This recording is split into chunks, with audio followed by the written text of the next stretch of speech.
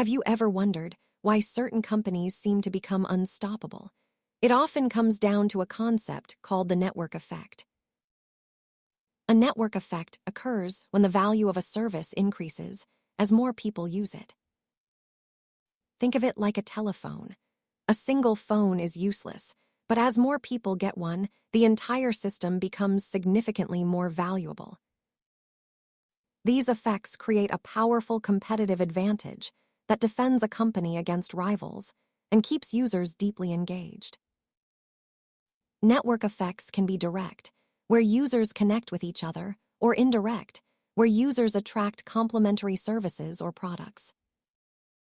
As you can see, as the number of users grows linearly, the potential connections grow at an accelerating rate.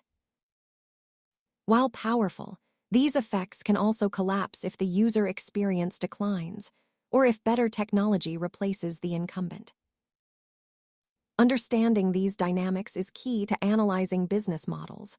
Like and subscribe for more finance basics, educational content, not financial advice.